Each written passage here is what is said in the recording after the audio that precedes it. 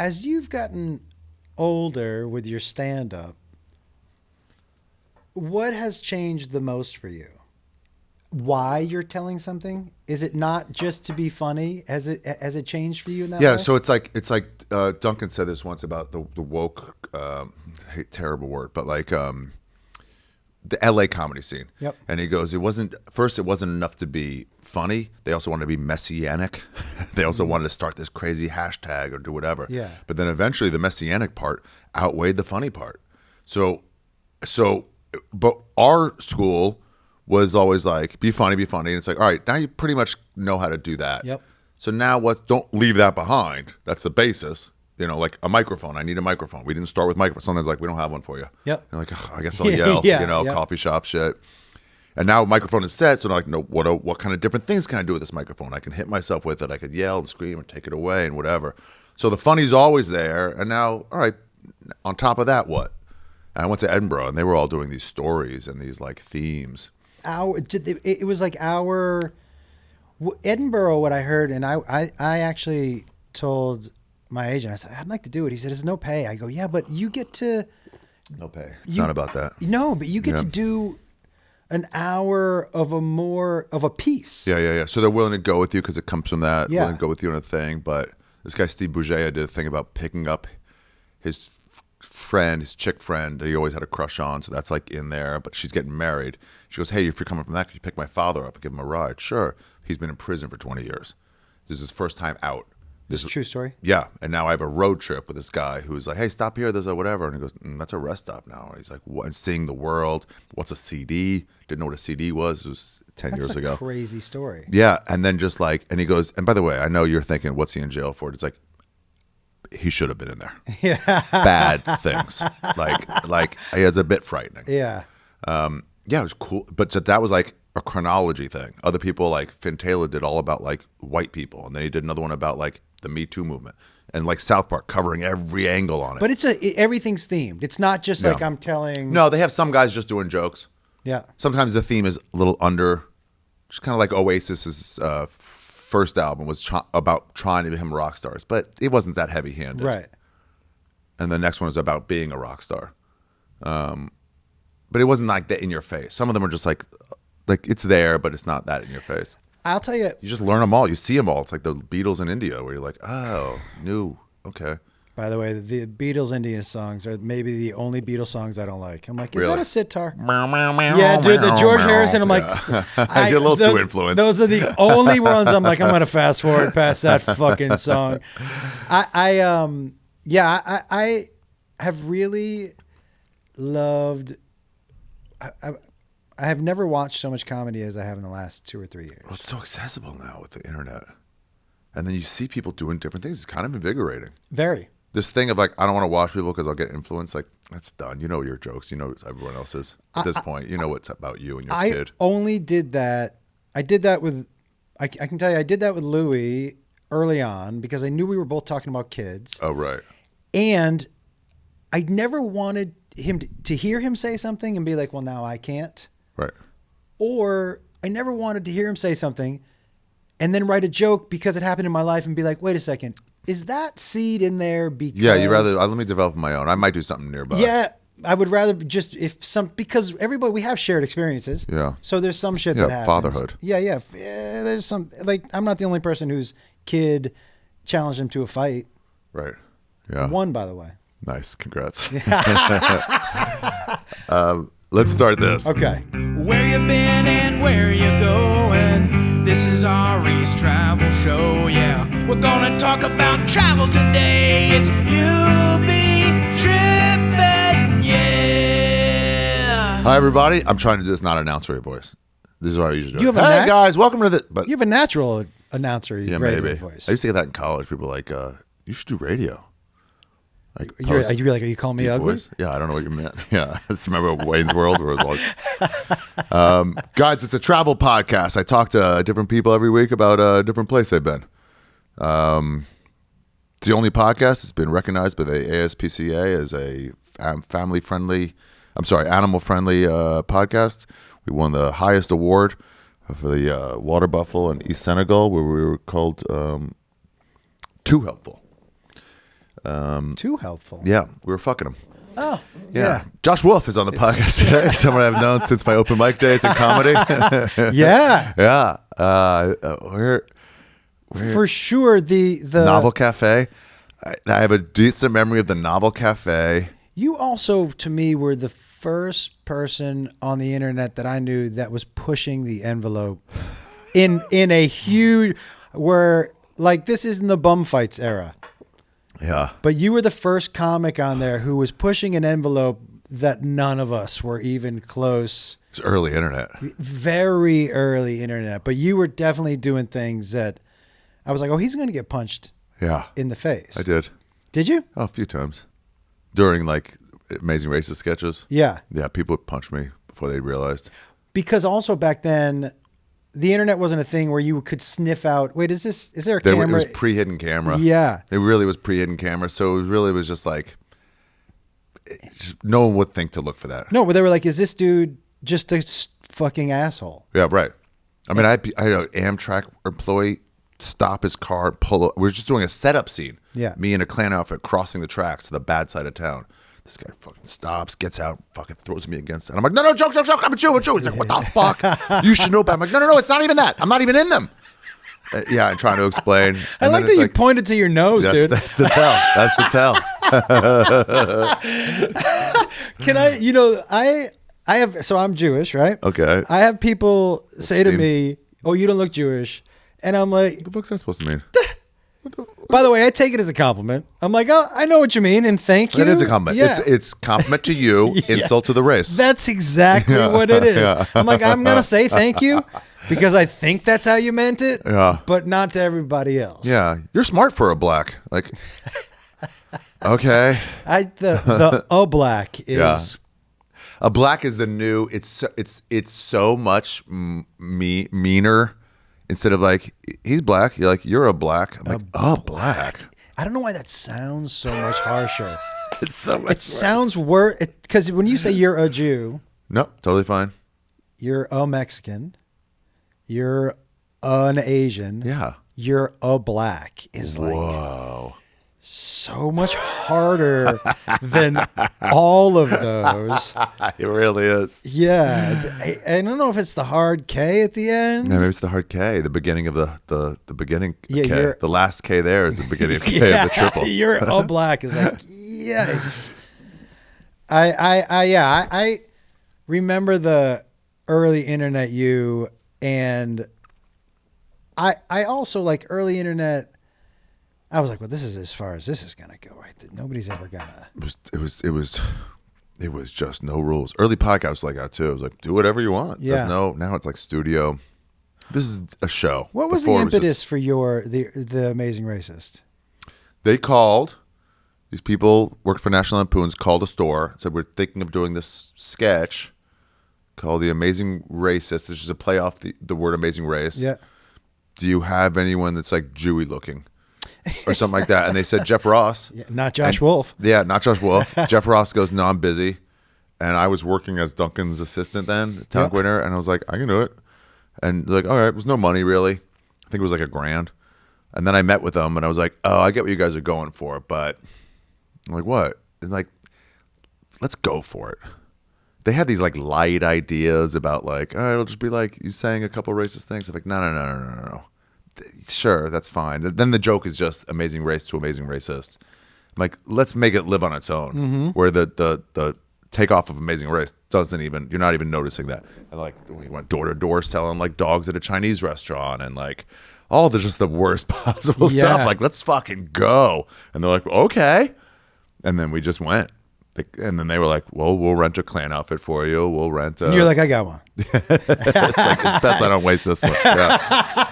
This one's got it was fucking nuts. I do miss those days where it felt like the Wild West. Yeah, it really was. There was no rules. And also like justmeat.com was on there. You could see death videos, see Kurt Cobain's autopsies. You could see people getting hit by trains. That was Yeah, it was like there are no rules except nudity.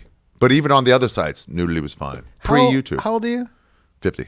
So you had a VHS of Faces of Death passed to you, right? Somebody else's house, but yeah. But that was like at the time. Faces of Death. That was. I remember the first one of those where I was like, "Are they beating a monkey in the head right now to eat its brains?" Oh. Yeah. Yeah. Now I don't know how, honestly, because at the time it was so out of. Yeah, I wonder what it'd be like now. I don't remember all of it. I remember saying we gotta go to a country in a second. But I remember seeing the beheading video of, I forget his name, Epstein, Einstein, some reporter in Afghanistan. Yeah. And the beheading wasn't like you thought, where it's like that machete, just chop, roll. Yeah. It was like, oh, Yeah. and then like 5% of the way, and then keep going until eventually he's dead. That was a rough one. Yeah, I saw it once. Same thing with Mr. Hands. Yep. With the horse fucked him to death. So I was like, whoa, and like watch it back, and you watch it halfway through the second one, watching, you're like, oh, actually that just went inside. Yeah.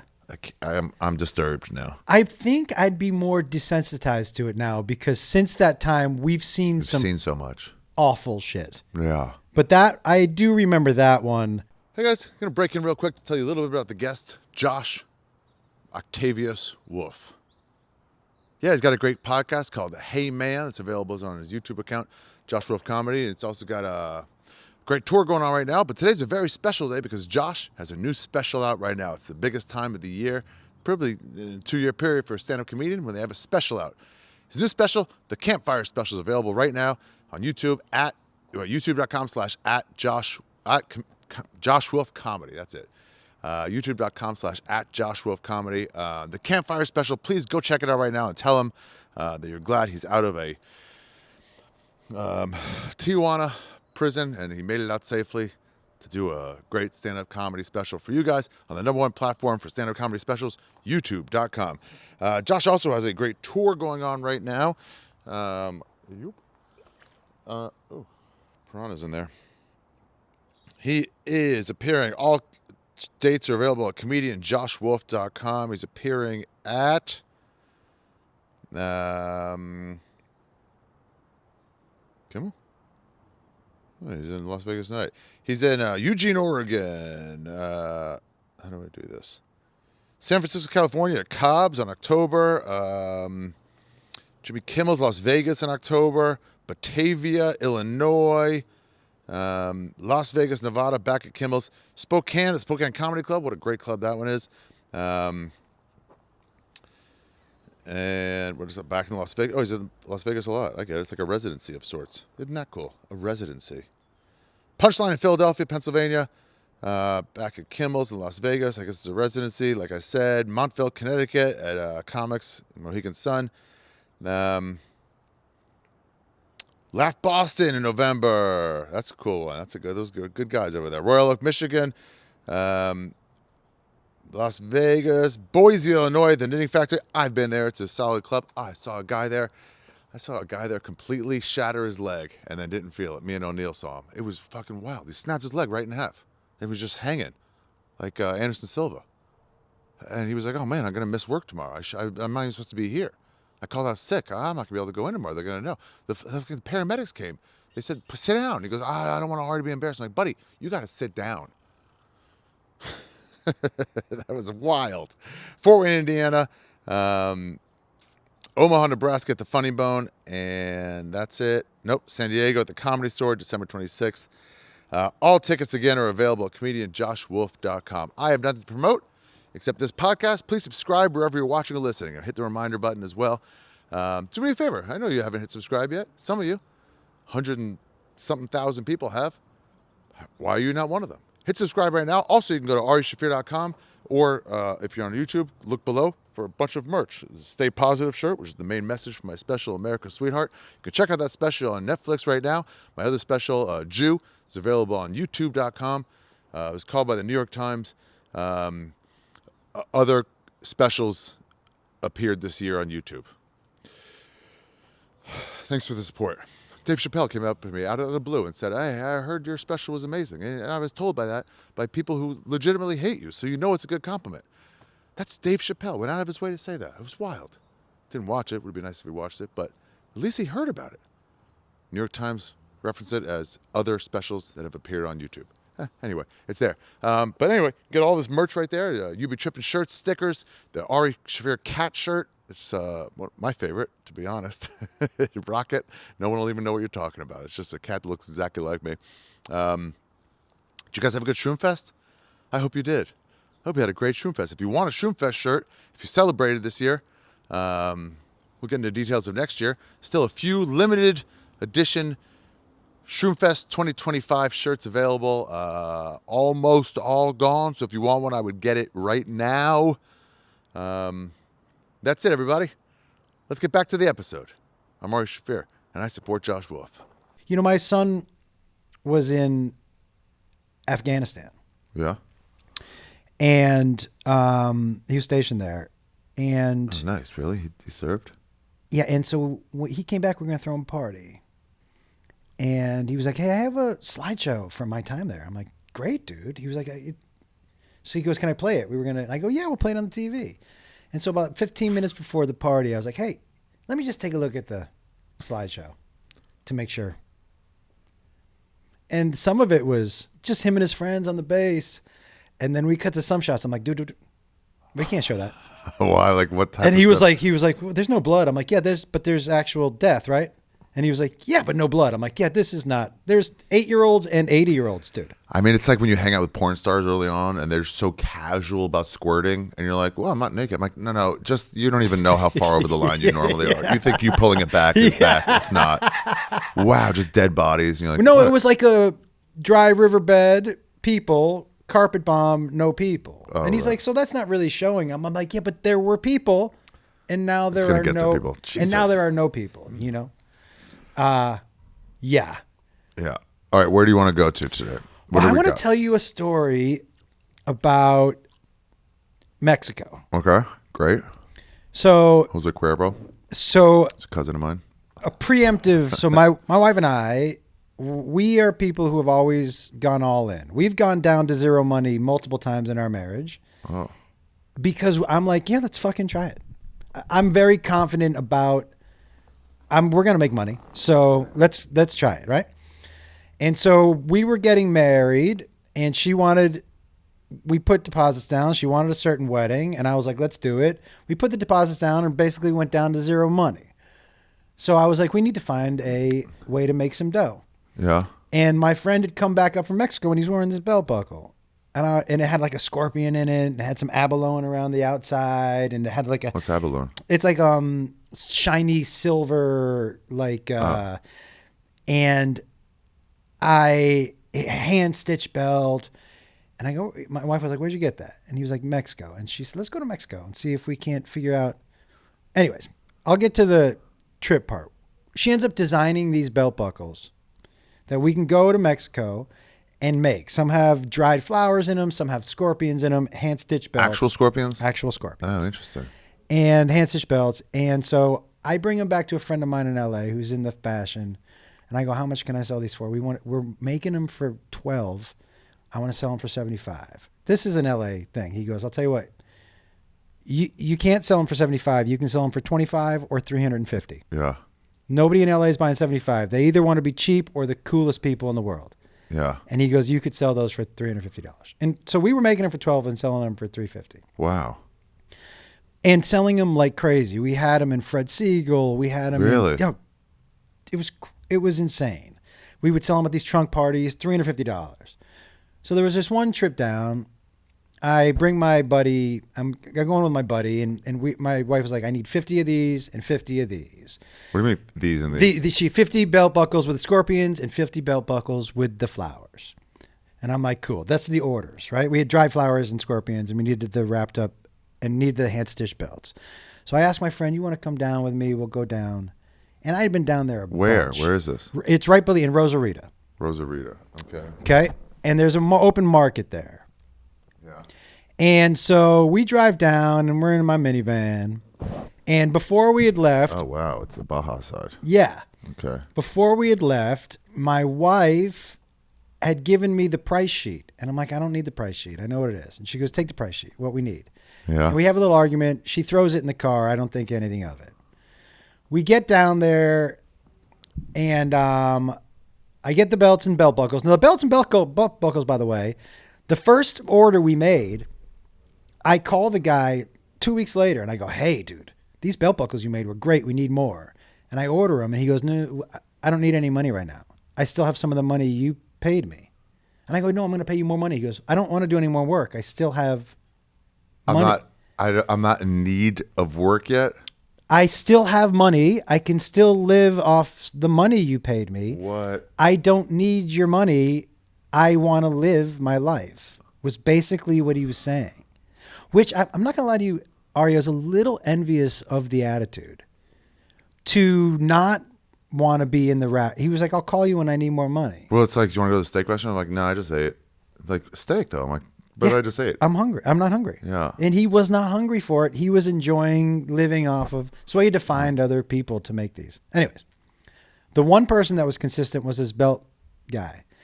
He was taking the money all the time and he was in this market.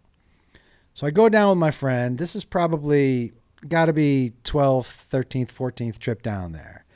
And as I started to go down there, when I'm walking in, people start to recognize me as the white guy. Yeah. Right? Yeah.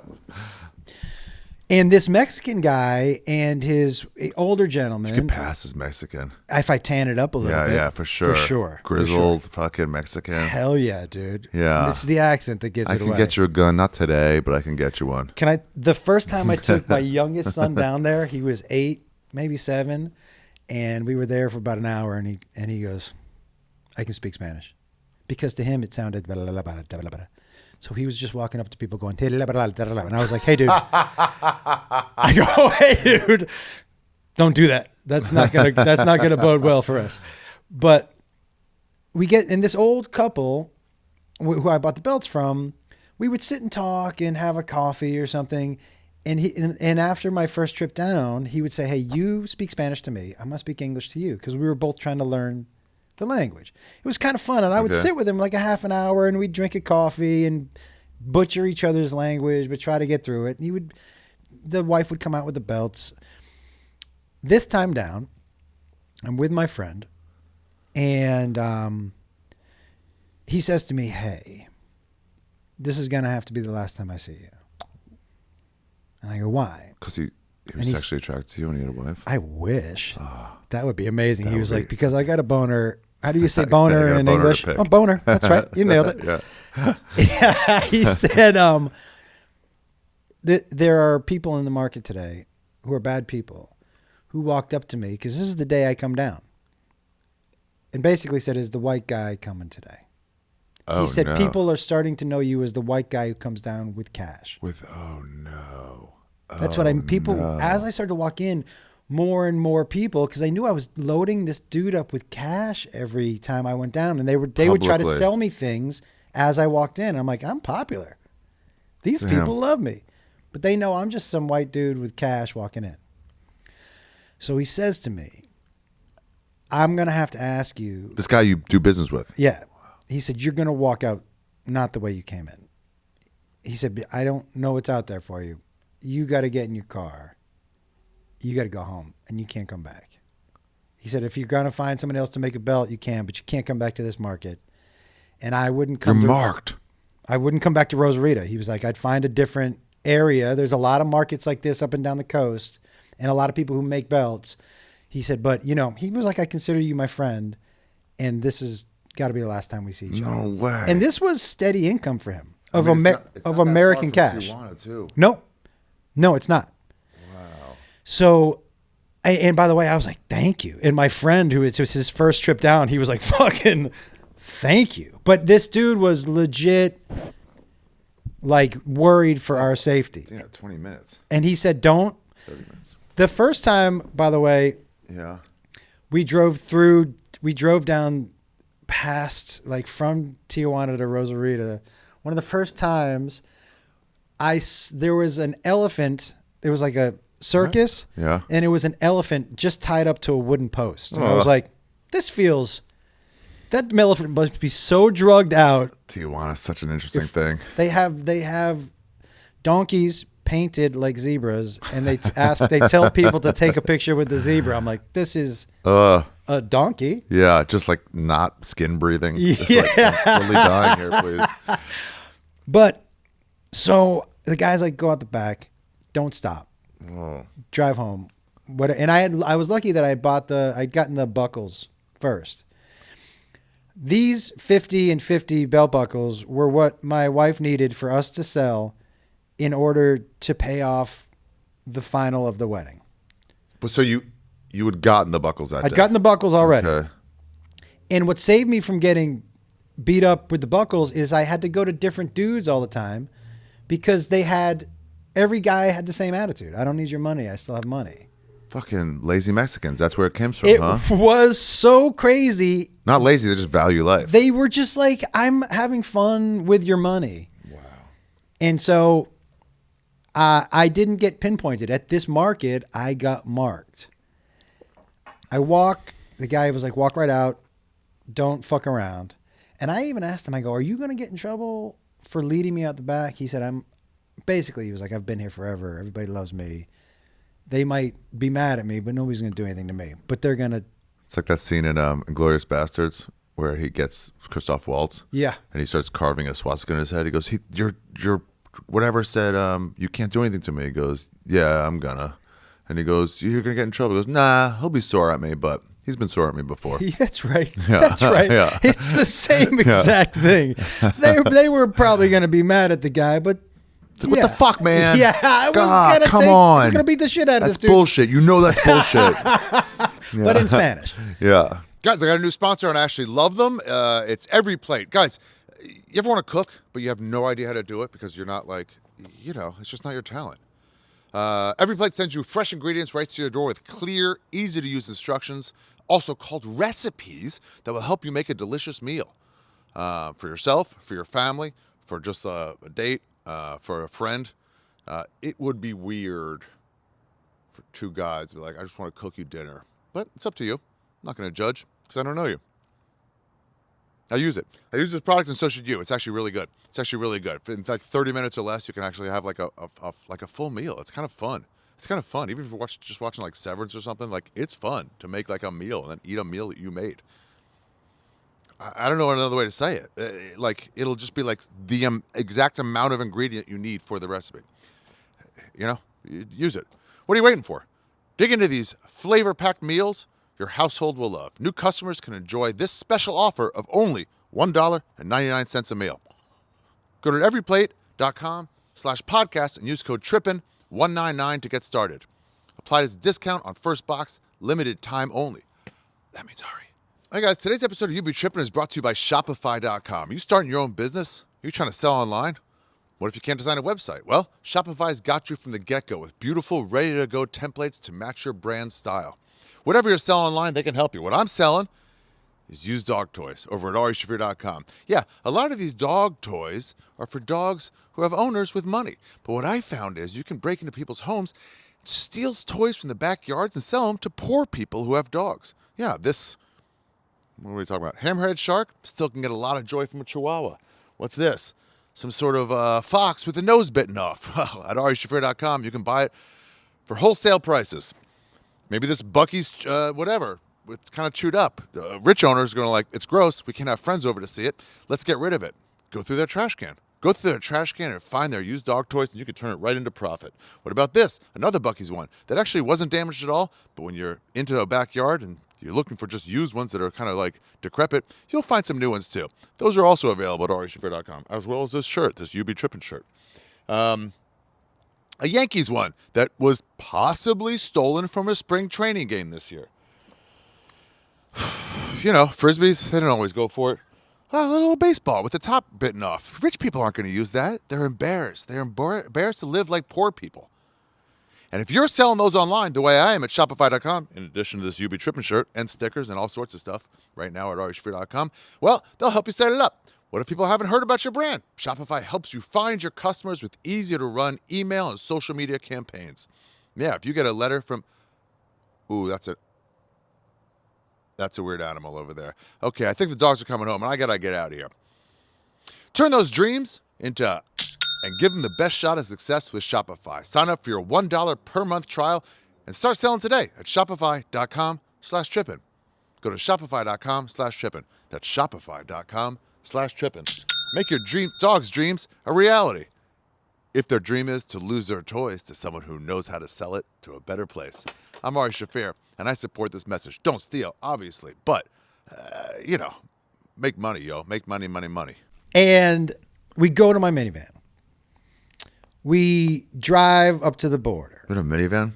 Just drove down there? I was in that's the only car I had at the time. You drove from LA down there? Yes. Oh. Yeah. So, I had never been stopped at the border before. They had never pulled my minivan over. And they always asked, do you have anything to declare? Because you're not supposed to buy shit and sell it in the States unless you're paying tax. But that's what you're doing. That's what I always did. Yeah, But yeah. I always said no. And they were like, okay. Yeah. They were really just checking to see if I was pulling anybody, if I had anybody in the wheel of my car. Yeah, that's it. Somebody. That's right. Like Something this. sucked up good, right? Yeah. I get up there. They go, have you anything to declare? And I said no. And they said, okay, go ahead and pull it over. We just want to check the van. How calm are you at this point, or how nervous are you? Because of what just happened, the combination of it is very frightening to me. But I also know I got these 50 I got these 100 belt buckles, and I've already lied and said I have nothing to declare. And they were I did hide them because I knew they were asking about the declare. So I'm like, how much are they going to, they're searching for people. They're not really searching my car for goods. And I don't think they think I'm running drugs. And they find the belt buckles. And the guy goes, I thought you said you had nothing to declare. And this is what I said off the top of my head. I go, I'm getting married, 50 men, 50 women. Those are the wedding gifts. Solid. Right? You can always play stupid American. You can use that stereotype and play into it. Like, what? No, that's for this. And that's exactly what we're talking about. Or, I brought fruit over the border, and they're like, you can't bring fruit. I'm like, no, that's for me to eat. And they're like, yeah, that's what's not allowed. I'm like, no, I'm just going to eat that. And they're like, no. I'm like, and you go like, I didn't know that. Well, I flew to Canada, and I had weed and almonds in my bag. They were madder about the almonds. They were like, how many almonds? I'm like, my bag. And they were like, how many in the bag? I'm like, I don't fucking know. Count almonds, bro. I'm not that poor. Yeah, dude. I don't. Do you need an almond, bro? You can have the whole bag. Almendras. They were fucking really mad about the almonds. I actually asked That's them, a good lie, though. the 50-50. Yeah, that's what they do for Cuba. I fucked it up when I just got back, but you don't have non-banded Cuban cigars. Right. And then you go, no, these are Dominican Republics. I brought these there to trade. These are the ones I couldn't get rid of. I traded some other ones, smoked those. These are the ones, the leftovers. Because they can't tell. They can't tell. There's no way to prove it. I just go, yeah, I thought I could get these back in. I thought we all had 50. I should have said, these are not Cuban. But did they take your cigars? Because I didn't say these are not Cuban. I just needed to say those words. Yeah. Like you said, no, this is a gift for a wedding party. You didn't have a lie ready? I didn't know they were going to search me. And then when they did, they go to there. I thought you're allowed a certain amount. I didn't quite get the rundown correctly. That was actually the same with me in Canada because at the time I was like, well, weed's legal here. It's legal in the States. So when they said, do you have anything to declare? I was like, yeah. And they go, you do? I go, yeah, I got weed. Yeah. And the guy was like, and they were so friendly about it, Ari. Do you know what I mean? Yeah. They weren't the guys in the States. They were like, oh, you do? I'm like, yeah. And they were like, oh, just walk down the hall. I'm like, oh, are we all going to take a hit? That's cool. Like, yeah, I'll walk down the hall. Is this where we smoke weed together? But so they pull me over. I say the 50-50. And I think the guy knows it's a lie. And my buddy is sweating. And I'm like, dude, be fucking But also it's cool. Mexico. It's hot. He's probably got diarrhea. He definitely did have diarrhea, actually. Sweating, Sweating is natural. Yeah. Do you know what one of the guys who's searching my car pulls out? The fucking price sheet my wife had thrown in the car. Damn it. It's crumpled up. Fuck. The guy goes, what is this? And I was like, okay. And he says to me, hey, I'll tell you what. At some point, you're like, you can lie all you want, but at some point, you're like, no, I'm insulting you to your face if I keep lying. Because it said 50-50 now I'm like, on the you're sheet. making me really mad. Yeah. You know?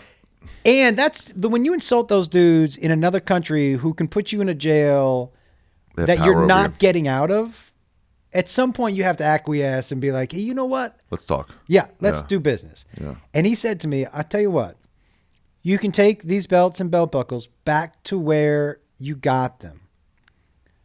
He said, or I'm going to confiscate your car. And I said, Car?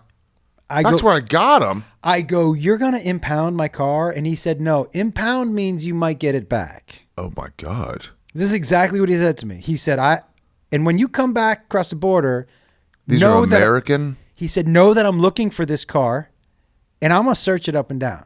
I'm trying to think of ways out. So you're with your buddy? I'm with my buddy. So like you take the fucking land bridge, I'll pick you up in San Diego. Well, But then they're going to have all this shit. there's another way out of Mexico that felt real dicey to me. Also, if they call ahead, if they just go look for this, just put this license plate in. How many two white dudes in a minivan?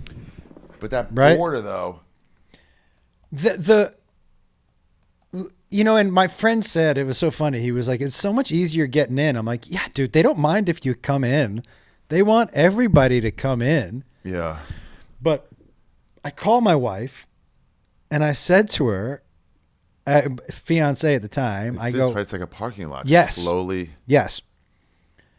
That it took forever to get. By the way, the day that my son decided he could speak Spanish, Yeah. I had to tell him at dinner, hey, dude, stop. He was speaking Spanish to the waiter. Yeah. And I go, dude, stop. Don't speak the Spanish to anybody else. Okay? Do you understand me? I was like, I know you don't mean to, but you're insulting them to their face. Yeah. I was like, and I know you don't mean to, but don't speak the Spanish. We get to the border and the Border Patrol guy goes, hey, can I see your license? I go, yeah. And he goes, do you have a birth certificate for the kid? And I go, no, why? And he said, I got to make sure every kid who leaves Mexico isn't Mexican. How do I know he's not Mexican? And I go, hey, Jacob, speak Spanish. And he says to the guy, he goes, blah, blah, blah, blah. And the guy was like, yeah, you guys have a fucking great day. That's so funny too. Like, how do I know he's not Mexican? You're like, huh? Yeah, I could prove it. Yeah. Yep. but anybody else would be like, yeah, I really don't know. How do I prove he's not Mexican? Because he doesn't look, he's half Asian, half Jewish. So he could be a little, he looks a little. That makes Makes Mexican. Yeah. I called my wife and I said to her, hey, I got to put these back. And she goes, that's not an option. We need those belts and buckles. Oh, fuck. Steaks. My wife's sister runs nursing homes in Los Angeles. She goes, let me call Amy, see if any of her nurses have any relatives near where you live, near where you are. She calls me back 20 minutes. She goes, go to this bar, wait for, I forget his name, Juan. So you turn around from the border, head back into Mexico. Head back into Mexico. Oh. Wait for this dude named Juan. Right? He's going to show up. Shady, bro. Dude, already like, so get out of there. shady. Get out of there. But if you don't need that, you need the money. She's like, I know, but I can't. Dude, here's the thing. I was like, but we can find the money somewhere else. She was like, you're not coming out of Mexico without those fucking belts and buckles. Yeah. This is what we need. I'm going to lose my deposit Also, here. you already have the money for him. Yeah. I've paid for him. So we turn around. Bad news. Yeah. We wait for this dude who shows up like an hour later. He sits down. He speaks no English. He called me Yash. He goes, you Yash? I was like, yes. Jess, Yash. Yeah. Just, Yeah. You know? Just yeah, Yash. Jess, Yash. And he was like, the bell buckles? And I go, yeah. And he goes, the cash? What cash? Oh, he's got a coyote them. I go, what cash? And he goes, the cash. I go, how much cash? And he goes, whatever you got. And I was like, nah, that's not. And I called Beth and he was like, just give him whatever you got. So I gave him, now I got no dough. And I hand him my money. I hand him the belt buckles. And now I just have to trust that Josh is going to. That Juan likes Yash. Oh, yeah, Juan. And he doesn't have a Yelp you can affect. Yeah, dude. I was like, dude, can I leave a Yelp review for this transaction? And so I just had to trust he was going to meet me in San Diego. No. And so I got a fucking weird text. We made it across the border. Have Yash meet Juan. But. And he just like transported him over for you? Just transported him over. And I said, how is he not going to get Why is it Yeah. different for him as far as, because they don't mind, from what I understand, they don't mind a Mexican selling his wares across the border. It's me. Importing, exporting. That's a That's different thing. Like, hey, no, that's a thing. You actually have to pay taxes on that. That's Right. exactly. But Right. him, if they could be like anything. He could say, yeah, I got these belts and buckles. And I was like, what are the odds that he's going to run into the same dude? And they were like zero odds. And the guy wasn't even around when I went back across the border, because that line is like, Yeah, I mean, you'd have to get to the same one. He'd have to have signaled for all of them. But the fear of it is enough. I think he knew I was scared enough, and definitely by my friend, his sweat, that he could tell that we were scared. But the fact that he differentiated between like confiscate and impound, Wow, that's frightening. I was like, oh, you can do that here. Like he was no, he was like, you're going to go to jail, and I'm going to confiscate your It's car. not worth the risk. It's not worth the risk. You're fucked. How do you even get back from San Diego? You have to get to the train station. For sure, they're taking my money if I get into jail. Yeah, For sure. You're not getting that on the way out. The belt buckle's also gone. The car is gone. And I'm assuming I'm not going to do real too bad. well in a Mexican jail. A you named Yash in a Mexican jail is not going to do so well.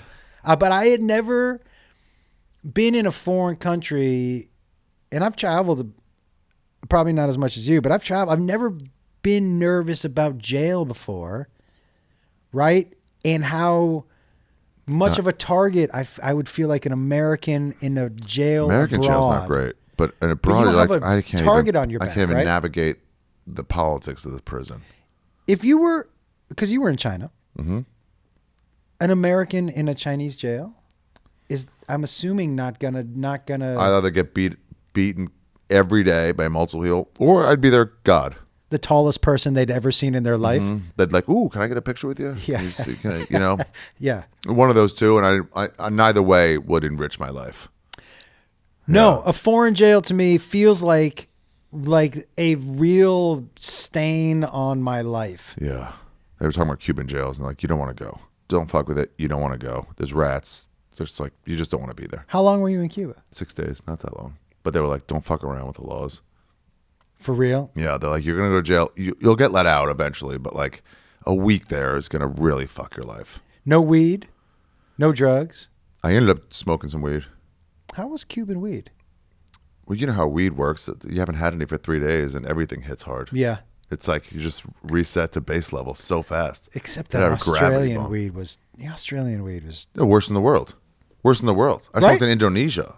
Brown weed is better than Australian weed. I And they go, no, you haven't smoked the right weed. I'm like, no, you guys think your best weed is, it's like living in Kansas City and going, oh, the chicks here are hot. I'm like, you have no idea. Yeah. I've lived in Los Angeles. You have no idea what you think hot is meaningless where I was from. No, dude, go just fly to Miami and stand in the airport. The airport. Just stand You in the already see, airport. like, oh. Yeah. Oh, yeah. Well, I don't want to go back Yeah, to the Kansas weed City. in Australia. Why do you think it's so bad in Australia? And they're so generous with it. Yeah. Whenever they're like, I got some great weed for you. I'm like, do you? Hey, I'll tell you about a scam I've legitimately almost fallen for 2 different times. When I'm looking for an apartment in New York and I'm just at the end of my rope. And I found the perfect apartment. Two bedrooms, high ceilings, a terrace, only $2,000. The parents live in Hong Kong. Their kids don't visit anymore and they just want to get some money for it. I'm in. And then they just come pick up just send some money first and then we'll tell you the exact address and you can come pick up the keys. When it comes to your money, you deserve to feel safe from fraud and in control. And that's exactly what you can expect with Cash App. When you get the Cash App card, not only do you get access to a ton of perks and benefits, like exclusive early access to nationwide concert pre-sales or discounts on popular brands, but you also have extra security with the power to instantly lock or unlock your card right from your phone in just one tap. If a suspicious transaction pops up on your card, Cash App has your back by automatically declining the purchase and sending you a heads up to confirm it's you or not. Behind the scenes, you can rest assured knowing your account balance is protected by 24/7 fraud monitoring, and if something ever feels off, you have the ability to lock your card right from your phone in just one tap. With Cash App, you can spend, save, and live your life, knowing your money is right where you left it. With advanced built-in security, protections you can count on, and help when you need it. Spend with peace of mind today and order a Cash App card in the app or at cash.app/card. For a limited time only, new Cash App customers can use my exclusive code to earn some additional cash. For real, just download Cash App. Use my exclusive referral code, SECURE10, in your profile. Send $5 to a friend within 14 days, and you'll get $10 dropped right into your account. Terms apply. That's money. That's Cash App. Cash App is a financial services platform, not a bank. Banking services provided by Cash App's bank partners. Prepaid debt cards issued by Sutton Bank, member FDIC. Instant discounts provided by Cash App, a Block Inc. brand. Visit cash.app/legal/podcast for full disclosures. Well, I have a couple theories. The Coke and stuff, some of it's imported, not made there. Weed doesn't hold this because you just grow it, right? But the Coke is harder if it's an island, sort of, so it's harder to get stuff there. It's in the middle of nowhere. But the theory I heard a long time ago was that the cops impounded a big drug shipment once. And they go, we've confiscated, and then, those tables, all the pictures you see, tables of drugs that, like, look what we did, as they're doing like a press conference, and I'm sure they've taken whatever they need for themselves before they show it. Of course. All this money, all those drugs. And they go, so here's all these drugs, and they go, that's $3 million worth of cocaine, marijuana, and this, whatever. There's $3 million worth of cocaine, $2 million worth of marijuana, this. And that now is just the price. That was an inflated price, but they called it $2 million worth of weed when it should be $400,000 worth of weed. So now the price just is that because that's the public traded price. And it just became too expensive and people just can't grow it right because they'd have great climate for growing it. You would think. And there's so much open. Yeah. And maybe if it got legalized, it's not legal, right? No, it's very. I would say, by the way, also, I did not love the New Zealand weed either. And medical, they have medical. It should be hella good. Both those places, New Zealand weed, I wasn't a huge fan of either. But I'm also not a fan of a spliff. I don't love the tobacco. Yeah, they like that. I've gotten into it. Do you like it? Do you prefer it? It's funny. You go to Europe and you're like, spliff. I'm like, where I'm from, that's for black people. Yeah. And they're like, no way. It's European or blacks. Yeah. Do you like it? Do you prefer it? It's kind of fun. It took me years to get into it, and then it's kind of fun when I'm out there to like roll them both, just so you can just keep going. I did the Great Ocean Road in Australia. It was just spliff after spliff, pull over spliff. It covers up the smell a little bit. Yeah, but I don't love the nicotine high. Yeah, that's a back. Yeah, but I was also smoking cigarettes, so then it's easier. If you're not smoking cigarettes, like, ugh, get it out of here. Yeah, I don't like. I do enjoy the taste of good weed. Yeah, and to me, tobacco ruins that. So I was in Edinburgh. We're out watching UFC late at night. We went out to the courtyard at Sloss's house, and I was passing around. We were all passing around joints and splits, whatever. And I pulled out mine, and I lit it and passed it. Some guy was like, he smoked it and passed it. He goes, oh, thanks. And the next guy was smoking it, and the first guy kept coughing, and the second guy was like, dude, is this a pure? He called it a pure. And I'm like, what? Oh, without? He goes, you got to warn people. That's bullshit. You can't just pass somebody this without warning them. You mean an actual joint? Yeah, a joint. I got to warn you before I pass you weed? I was like, I'm sorry. I wasn't thinking this was even. No, where I'm from, you got to say there's tobacco in there. Yeah, for sure. As a matter of fact, without a doubt, that's a fuck you to pass somebody a spliff who doesn't know you're getting a it's spliff. Like, fuck, come on. Yeah, dude, where's the weed? Yeah. I'd like to get high. I'm actually, for the first time in probably 30 years, sober for like almost 2 months. No weed, no nothing. Oh, really? And I was going pretty hard. I don't know if I told you this. I was taking like 3 grams of mushrooms before every Friday night show. Just to go on stage and really just see what happens. But the no weed, it's been 30. I don't know how long. You get out of it pretty quick though, right? Yeah. The dreams, you got the dreams? That was maybe the craziest part.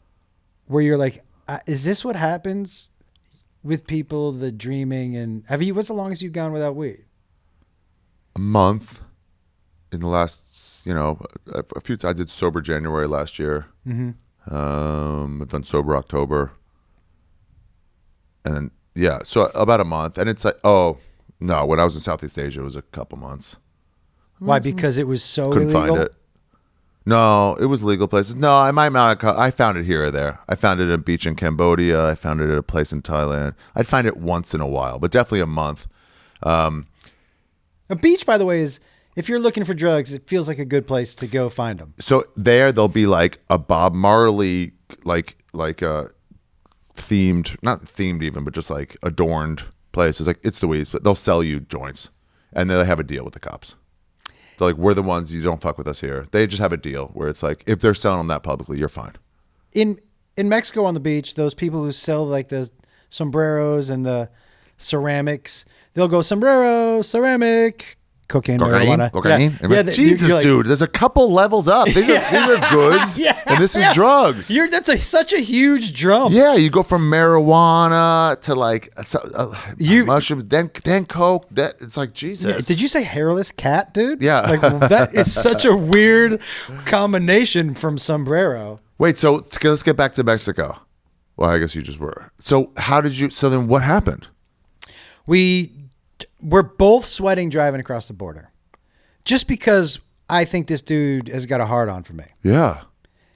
It turns out he was just trying to scare us. And I think he knew 100% this dude is scared enough. He's bringing it back to wherever. But I couldn't go all the way because first the guy was like, meet me in Rosarito. I'm like, can't do that. I've been told specifically. Your Rosarito privileges have been revoked. Don't drive the van to Rosarito. They know your van. Wow. So I can't do that. So I had to meet this dude in a place. El Gringo Regreso. Exactly, dude. And it was right across from a strip club called Bada Bing. Oh, wow. In Mexico. I was like, that's a crazy. Really? That means I just thought like some mobster from New York was like, I'm in trouble. I need to sink some money in somewhere. Yeah. Bada Bing. That might be it. Rosarito, yeah. Yeah. That's cool. Dude, and by the way, Mexican rules at strip clubs are... It's like, kind of like just whorehouses, right? And then they have like a strip club to get ready to pick which one. Yeah. Yeah, it's so funny because you see the Mexican guys who don't have the money for a full hooker, but they're like, I can dance with them. I can have a drink while I... We went to one strip club. It's so funny because you got to be like, it's almost like, you want to get out of here? Yeah. You're like, yeah, sure. I was waiting for you to ask. Yeah, and then they just come back to the... We went to one strip club where my friend had never... Okay. We were watching this woman dance, and this was on a completely different trip, but it was me and a friend of mine and a girl who was on the trip with us, and she was looking at this dancer, and she was like, what is that hanging out of her vagina? And I was like, that's her vagina hanging out. She had never seen an outie. She had only seen innies. She was like, wait, what? I go, yeah, you didn't. Who was this? This was on very early 23? Chelsea. Yes. Oh, okay. This was very early Chelsea lately. She would bring us all on trips. And we were at this strip club, and this girl just had never seen an outie. All she had seen is like the sideways Homer Simpson mouth. Do you know what you know? Yeah. So she had never seen like the full, like, and she was like, whoa. I remember seeing one. It was like, what? Yeah. Yeah. It's not the pictures. It's no, nobody takes pictures of those, dude, on purpose. Innies and outies. Damn. Yeah, but we got to cross the border, man. We pick up the belt buckles. Those belt buckles and belts and belt buckles ended up paying for my entire wedding. They paid for 3 months of rent and all my bills. We were selling them for $350. Wow. I was buying them for $12 each. And the reason the business went under is because the people who were making the buckles, the guys who were running out of money, and they'd call and go, hey, I can make you buckles now. And I'd say, hey, I don't need your buckles. I'm getting them from this guy. So they would make them, and they started selling them in Tijuana for $25. Somebody from Fred Siegel went down and were like, hey, I saw this belt buckle that I spent $350 on for $25 in Mexico. And the business was up. Oh, really? Yeah. Yeah, that's what it is. Wow, $35,000 and $1,200 in cost. That was just one trip. Right. Wow. That was just one trip. Wow. It was really crazy what we were. Now, we would sell them, if you sold them to a store, right? Mm-hmm. I had to sell them for. They sell them for $350. Right. You get less for them. But if we sold them at one of those trunk shows at somebody's house, $350. Wow. Cash. 33,000 in profit minus the gas to get down there and whatever. What Yeah, it's a food and how a much hotel. food costs in Mexico? No hotel. You get them come back. Get them and come back. Wow. It was crazy. My wife and I would walk down Ventura Boulevard, and also we were both trying to be artists. And when somebody came up to us and we're like, "You're the belt buckle people," I was like, "That's the last time we're selling those. I don't ever want to be known as the belt buckle dude." Do you know that's not the goal. It's funny when you go to some like little, not market, but like in like whatever a foreign version of Union Square is. Yeah. You see them making stuff. You're like, oh, look at these burnouts and fucking wanderers and drug addicts. But you're like, these are actually really fine quality. They're like artists too. Like I take shells I find and I sand them down and polish them and then I make and it's like, oh, you want to be like, get out of here, beggar. But like, guys, I'm doing cool things. I wonder if you Googled Scorpion belt buckle Mexico, if one of them would come up. Yeah, but they at one point were putting tarantulas in them. I needed. That's it. All these. Okay, with the abalone on the outside is. What's that? See that one right there? That looked like it. Yep, it has that Wow. shiny, right? I mean, it's beautiful. But it was. It's gorgeous. So that's a belt buckle. That was a Damn, belt. bro. That's a belt That's buckle. baller. And That's baller. dude, we were selling them. Hinchcliffe, you need this, bro. I still probably have God damn. some of them in the garage. But so the original ones that we had seen were a little different. And like a hand carved belt like That's this. yeah. And so and we would stamp something like El Guapo on the back or whatever you wanted on the back. We would have it. The guy would stitch it in. And so it was like people legit were walking around LA with those. I was wearing them. My dad would wear one, dude. This old Jew would rock. We would rock it. Dude, when you get into belt buckles, you can swap out and stuff and just have That's what that is. It's like a new adornment. It's kind of like a nice watch. It's just like, And they're super cool. they're super cool. You can find them in thrift stores. And Yep. be like, this will go on my belt. Yeah. I didn't understand belt. I thought they came with it attached. So did I. But you can like undo those, do that, pull it off. And that kind, you just put them right on. Dude, I'm going to tell you something else that I didn't know how it worked. This is completely different. But as a Jew, Yeah. I had never decorated a Christmas tree before. I didn't know the ornaments needed hooks. So I was trying to buy, the first Christmas tree I bought, I saw the little holes and I asked the guy at the Christmas tree, I go, "Hey, where are your thin branch trees?" And he was Oh my like, God. "What?" You thought they went right down the I thought they went right down. What a fucking idiot. What a dumb fuck. Dude, What a dumb fucking the idiot. Stupidest thing, maybe. Wow. When my wife was like, "What are you doing?" I was like, "I was looking for a thin branch tree." And she was like, "For what?" I said, "For the ornament." She was like, "Oh my, that's the Jewiest thing." Like, Yeah, it was pretty embarrassing. But these were exactly what we were damn. selling. And we sold a smaller version also that wasn't quite as and what are they selling that for right now? $39.17. $39, yeah. But with the internet now, it's not like you can find everything That's anywhere. right. So That's it's right. not about like, ooh, I can't find these. The silver one is more like This? No, over one where it's just the plain silver to the right. Nope. Oops. Where the plain silver abalone, that one.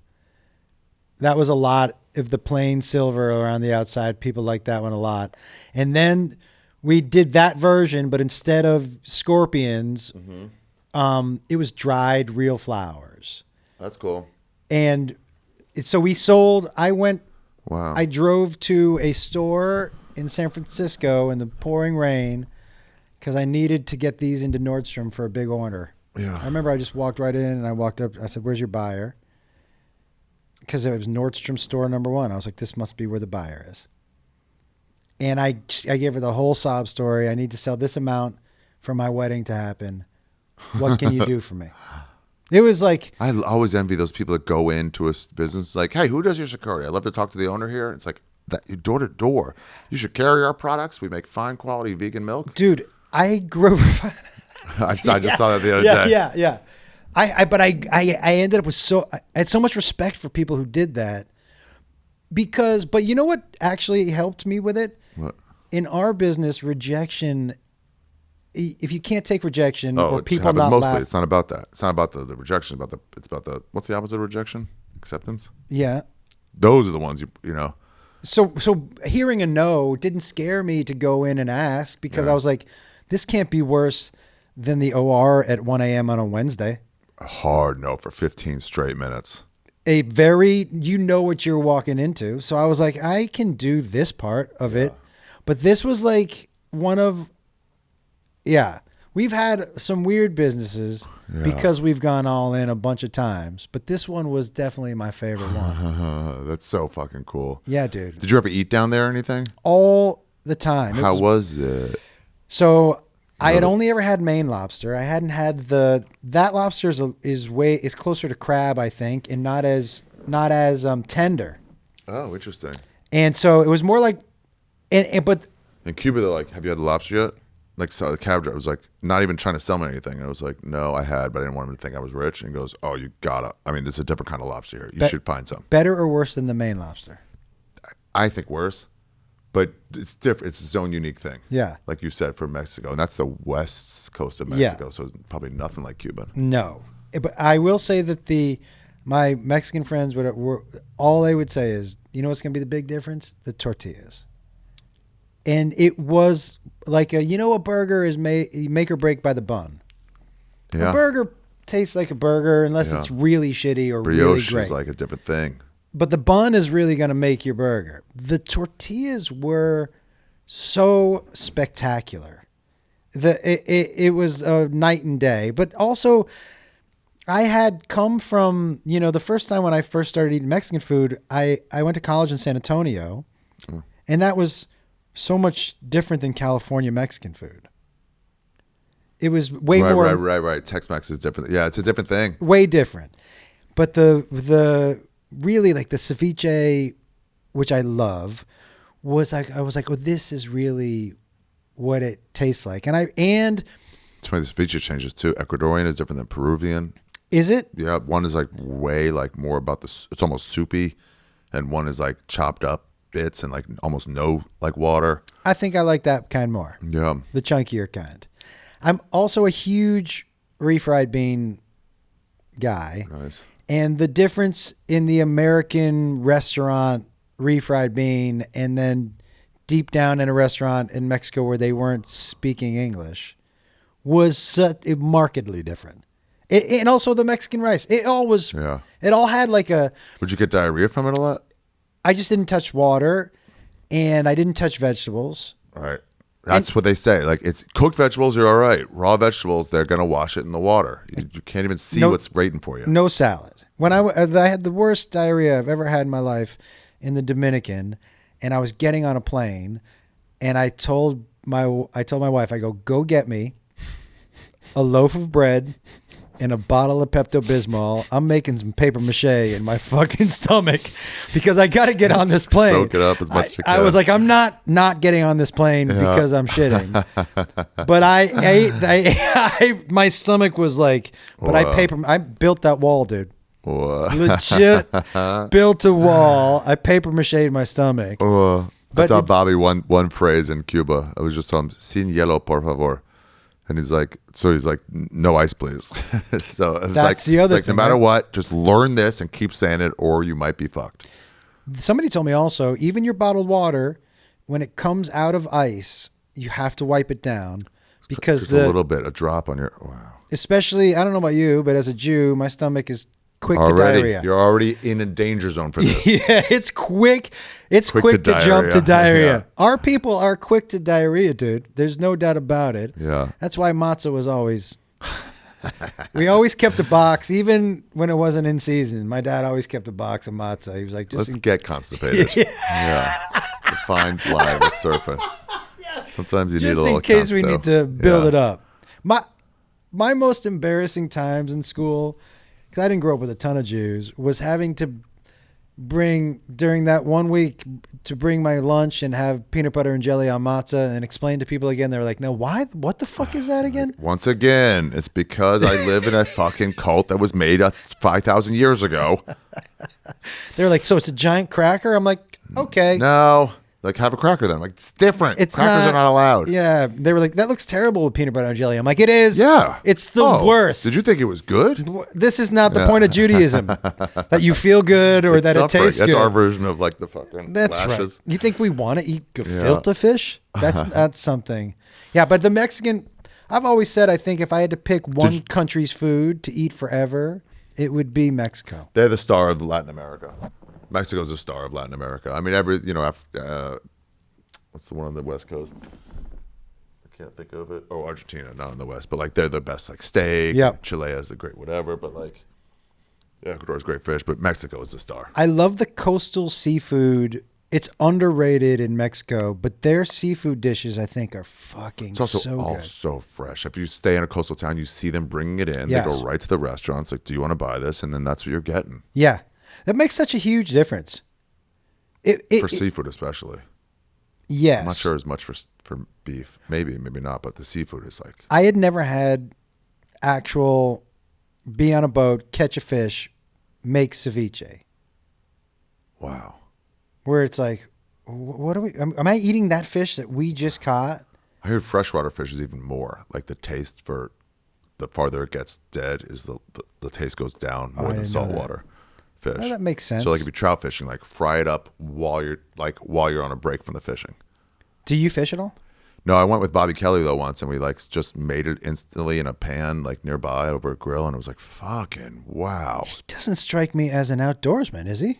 He's an obsessive. He's a former alcoholic and Yeah. drug addict, and so he's obsesses about anything, and he has to replace that like all alcoholics, all addicts. So when he gets into stuff, and he goes, "I'll buy 7 rods.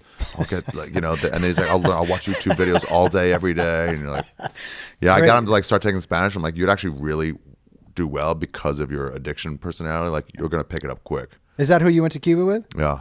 And did he pick it up? No, when he got back, now he started on Duolingo or Babbel, one of those two. Cuba is a place that I always. It's still great old American cars and all that stuff you see. Yeah, they can't. The embargo. They got to end that thing. It's like probably. everybody's dead except Raul. It's Yeah, like, what are that's- we doing here? They're not going to comply. They're not going to comply. It's an empty threat. Yeah, You're just punishing the people. Let them get a Prius. Can they get a Prius? You can't do business with America. You can't do business with anyone America does business with. So it's like you're just like damning them. It's like really a blockade around the island. And by the way, you know whose fault none of that is the people who've been We're the born people. in the Yeah. last, right? Yeah. A 15-year-old's like, why the fuck is that? We learned a lot about the history while we were there, so we could see it on the streets. And it was like we just fucked it up from start to finish. The CIA, the military, and the intelligence from the Cuban dissidents. Like it was just bad intelligence done badly. And then it's like you pushed him to communism. He was like, maybe, maybe not. And it's like, oh fuck, I guess I need an ally. And Khrushchev was like, I'll help you. Yeah. It's like sick because these guys are coming at me strong. And Is- so then it's like we pushed them to. He was just super. You know how liberal and communism almost overlaps. So he was just like, I'm just hella liberal, but for the people. And then they're like, go communist. I'm like, okay, I guess. What were the people like in Cuba? In Havana, it was like a lot of people were just trying to get some money, trying to get American money, because that's how you acquire wealth. You can't acquire wealth there. So you need to get some from out. Right. So a lot of people hawking and trying to sell you on stuff, but pretty friendly otherwise.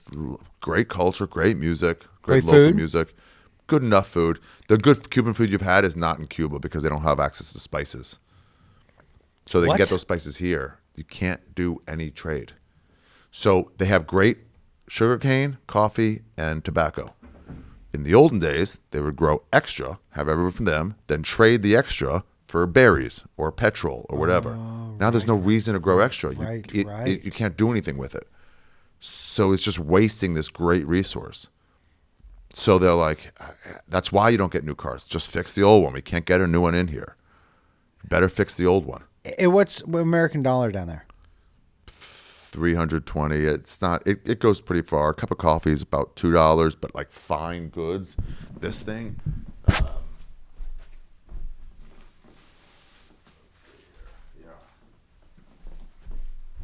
So like some stuff is like really expensive. The cigars can cost you like $20. You know, it's just like instead of 40 here. This thing, fine handmade, $2. What? Yeah, 2,000 pesos. So maybe 3. But yeah, I mean, it's beautiful. It's gonna go up on the lights wall. I gotta put it up. Can I see that? Yeah, for sure. And so great if you this just artist fucking was smashed just it. on the This artist was just on the street. Yeah, he was in a craft store, craft market. But like some of the stuff was like, oh wow, that's that much. And I was trying to buy gifts for people, and like I have $100 to spend. You're like, I can't get through it. I'm buying stuff, and I can't equal $100. Can't spend $100. Yeah. I know a guy who sells belt buckles who Did you do that anymore? afterwards. Yeah. No, because when we got back from the wedding, we were like, we do need a little bit of money.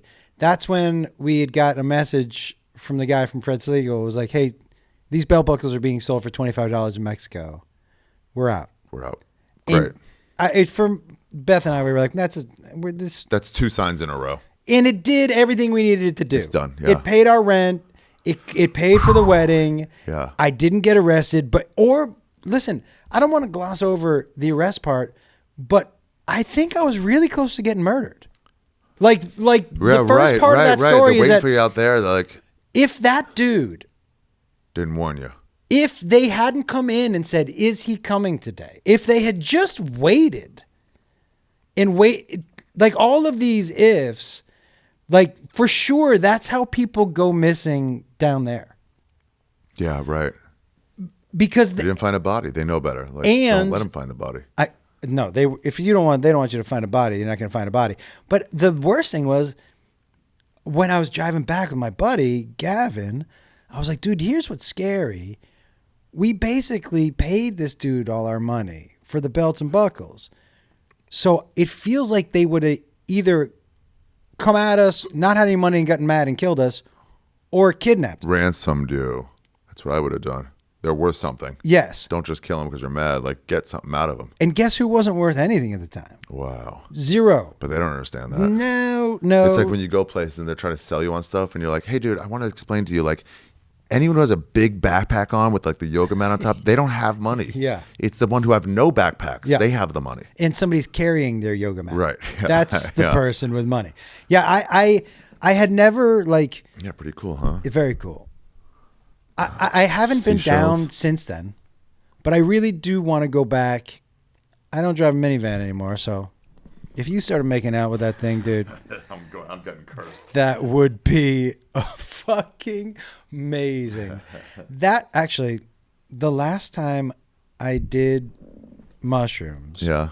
You saw this guy? You talked to this guy? I was in Hawaii in my hotel room, and I swear every spirit on the island joined me in my room that night.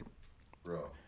It scared, like, when I mean I had never been that intense by that many different things, and some, Ari, that felt really welcoming, and some that were like, you don't belong here. It was so fucking intense. I couldn't, every time This tree on mushrooms, this type of tree, it becomes like, it's like, it looks like a human when you're like tripping. They're wild. These like big, it's just like this big crown, and it looks like a face just comes out on mushrooms. That's Hawaii. when I was like, I wonder why so many, one of the Hawaiians, I was like, dude, I tripped so bad last night, and all these spirits, and they said, do you know how many dead people are buried? How many wars? Wow. And whenever The you island break new wars. ground, they have to check because so many people died. Yeah. There's just not that much land. Like somebody told me like they have to do whatever kind of blessing or whatever whenever they break ground on something there, just to make sure they're not. And I was like, Oh, wow. what? And they said, it fucked me up. That was the last time where I would like 3 grams doesn't really make me trip too much. Yeah, you got a tolerance. Yeah, but I But dosed at home, myself. that's there. plenty for any of you. Just try it. Yeah, That's by the way. actually more than enough. Yeah, 1.5. I think 1 if out you're to just 2, fucking 2, around. yeah, half an eighth. I like the 3. The 3 is enough where you're changing a little bit, but I'm Lost a little still control, kind but of in still have control. Yeah. That's what I like on stage about it. 3 grams before you go on stage. Is wild. oh, dude. I actually posted one of those sets. And, my son tours with me. Yeah. And I was talking to him. I thought he was on stage with me. And somebody was like, hey. He's not up there. And I was like, what? Oh my God. But I love that part. It's actually what I love, that part of stand-up. When I'm a little A little out of control. and not knowing what the next 10 minutes is going to be. Yeah. It's the fun part. I wouldn't want to do it all the time. Yeah, certain comics, I'm one, you're one. It's like, I like a fight. I like to not know how this is going to go. I don't want it easy. But because I don't risk the loss. there was a time where I was like, let's just make this great and good and easy. But you've been doing it long enough where you're like, let's make this interesting. Yeah, it's like once you got good at Tecmo Bowl, remember Tecmo Bowl? Fuck yeah, And it was Bo like, well, let Jackson. me try to win only on safeties. Yep. It's too easy. So now let me try to get down to the one, turn it over on downs, and then try to safety them so I can only get 2 at a time. I never did that. Did you do that? Yeah. Did you ever win on safeties? Yeah, all the time. Eventually I got too good at that. But it's like they might go for 1 touchdown and like, fuck, okay, I got to get 4 safeties to make up for that. That's not easy. Yeah. That is a weird way to look at You really stand-up. have 2 plays to get that safety. Hopefully an incomplete pass, and you just full blitz. It doesn't matter if they get 20 yards. Like, all right, now just stop them on downs, get the ball back, drive back, down it. Were you ever ballsy and play against Bo Jackson?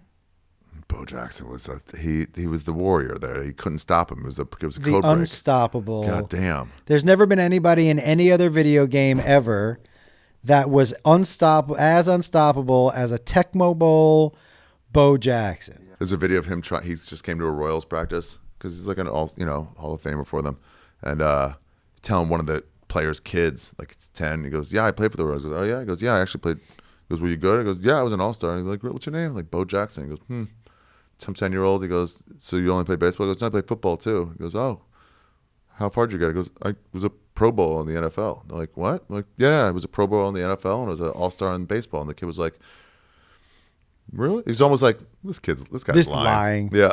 And he was like, as he's saying it, it's like, yeah, I'm one of, if not the greatest athlete of all time. Snapping a bat over his... Dude, there will never be another one of those dudes. They would never let them Dion or anything like that because... Do you remember the video where he basically runs up? This on strikeout. I gotta go. I gotta take. He's so mad. He just grounded it out. And just Fuck me. How do you even balance it? over his Jesus head? Christ. no, dude. There's a video of him basically running sideways on the outfield wall. He was running so fast Yeah. that he runs basically where gravity just isn't a thing anymore. Uh-huh. I mean, you can do that in cars, where you go up the bank, but a human isn't supposed to run sideways. On a flat wall too. It's not even a curved wall. No. Okay. Yep. What? That's not normal. What? Hit the wall. Who thinks to run up it? Up a flat wall, dude. And by the way, he's got, how many feet is that to slow He down? can stop. He's wanting to now. What? No. That's not normal stuff, dude. This part, look at the other guy. His friend's Look like, at the other guys. Like, "What now you doing?" you're just fucking, Yeah. now you're just showing off. Yeah. But I don't think, Dion maybe. Dion was great too. All right, I gotta run. All right, I gotta be somewhere in 7 minutes. I'm not gonna be at. Josh, buddy. I'll put in all your fucking plugs when I put this out. But Yeah. your specials, your special is out now. My special is out on my YouTube channel. It's called 4stories.com. It's called 4 Stories. And because it's just 4 stories. I really wanted to tell, That's cool. I like telling long stories. And I had these 4 long stories. And one is like about being in a room where my buddy had sex with a deaf girl and him not wanting me to leave because he didn't want her to know that we could hear him. And there's one about getting arrested at IKEA. There's one about being too high on a plane. There's a little bit for everybody. Nice. But I shot it, Ari, yeah. in a way, I didn't do any wide shots. I wanted it to feel as much like you were at a comedy show as I could. Yeah, it's hard. That's Right? That's the biggest No crowd shots Good. Those are done. because they don't. You don't want to see Janet laughing. Who the fuck cares? It doesn't mimic the experience. You're always staring at the comic. You're not looking around when you're in the room at other people. Can I tell you what else I left in here? That it's back. It might be the spike. Yeah. I threw somebody out, and my somebody out people were like, hey, you got to take that out. Yeah. And I said, why? This is what we go through as comics. So I really wanted it to feel as authentic. There it is. That's me telling her earlier, hey, you got to be quiet. So I had just thrown her out. Ruin your fucking taping. Like, I don't have time for this. You got to go. But I was like, I'm keeping all this in. Yeah. And I didn't cut from between first show, second show. This is black and white, this is one show. Oh, so it's like earlier and it's like, Yeah. hey, enough already. Yeah. I didn't want to cool way show to both. say it. Yeah. But I really, because I wanted it to feel like, I'm at a comedy show. Yeah. And this is what happens at fucking comedy shows. So it was, and I love telling long stories. So, and if you like storytelling, like it's a fun That's special. the one. Yep. All right, buddy. Thank you so much. Yeah, nice to see you. Great seeing you. Yeah. Thank you so much. All right, well, that's the episode, you guys. Hope you had a good time. Wild stories. Wild stories of Tijuana. Is that the first Mexico? No, we had Tulum with Christina and Corinne. We had Tulum. Yeah, fucking wild. This is exactly what I want for this podcast. Nutty shit like that, being followed by bad people to do bad harm to you. Good job, Josh Wolf. Don't forget, everybody, go check out his special right now. It's on YouTube, Josh Wolf Comedy. YouTube.com/@JoshWolfComedy for the Campfire special. Leave a comment. Let them know that I sent you. Straight from a Tijuana prison to your hearts. The Campfire special by Josh Wolf. He's also appearing in lots of cities right now. All tickets are available at comedian Josh Wolf. While I get those, I'll let you know that today's episode was edited by Alan Caffrey, produced by Your Mom's House Network. He has a residency in Las Vegas, but he's also performing at Jimmy Kimmel's. This is his residency. He's also performing in, get there, Ari, get there, Eugene, Oregon, San Francisco at Cobb's, Batavia, Illinois, Spokane, Washington, at the Spokane Comedy Club, Punchline, Philadelphia. This is into October now. Interesting. Not that interesting. Montville, Connecticut at Mohegan Sun. Las Vegas, Laugh, Boston. Royal Oak, Michigan. I think that's not it. Boise, Idaho. Bozeman, Montana. Wow, you're playing Bozeman? Fucking cool. Never played Montana. Like to. Great place to float. Fort Wayne, Indiana, and Omaha, Nebraska, and finally the Comedy Store in La Jolla, California. San Diego, outside San Diego. What a great place that is. I mean, I know there's countless albums that have been done there. For myself, I got nothing to promote, so please subscribe wherever you guys are watching or listening, on Spotify or on YouTube. And please pick up a Stay Positive shirt. Help support this podcast by buying a little merch. Rock it with pride. Also, get one of those stickers. Get a 6-pack of You Be Trippin stickers. 2 of them are clear, 2 of them are tan base, and 2 of them are blue base. The blue and the tan ones stick up anywhere. What I'd like you to do, hope you listen to me on this, stick it up in faraway places. The Eiffel Tower, the pyramid in Egypt, something fucking wild and cool. A volcano in Iceland. Put them up there, take a picture, tight, maybe at a wide, and send it to @YouBeTrippinPod on Instagram. And Heather and Caitlin will find those and put them up. And, it's a fucking cool way to support the podcast. And I like to see them, actually. I like to see these stickers, make it all over the world. So do me a favor and buy one of these. Buy a Shroomfest shirt. Limited numbers are still available. If you celebrated Shroomfest, go ahead and get one of those. And if you celebrated late, I'll allow it too. Get one of the last Shroomfest shirts available for 2025.